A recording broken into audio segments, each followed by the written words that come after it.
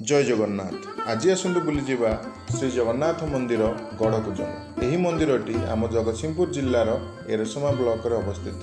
मंदिर देखा जी सुंदर, मंदिर कहानी से सुंदर एवं से रोमांचकर।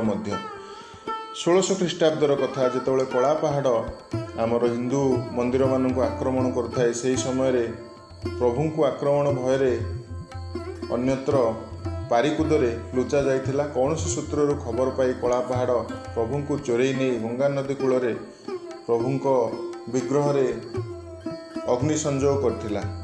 सेही दरपोड़ा विग्रह मध्यरु ब्रह्म संग्रह करी विश्वर महांती गोटे मृदंग भितर ब्रह्म को लुचाई आनिकी आसीथिले एवं आसुथिबा समय से होली डंगाटी आसी पहुँची आपणकर जटाधारी मुहाण रे। तापर गढ़कुजंग प्रभु को ब्रह्म रखी पूजा करा जाइथिला। अनेक वर्ष प्रभु विग्रह यही गढ़कुजंग ठारे पूजा हला परे राजा रामचंद्र देव जेतेबेले गजपति हेले पुरीर, सेतेबेले तांको स्वप्नादास हैला जे प्रभु यही गढ़कुजंग पूजा पाउछंती।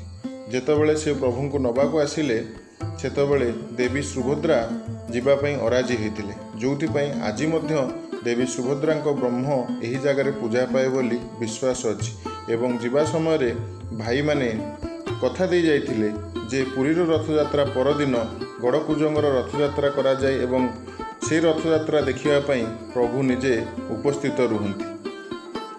जय जगन्नाथ।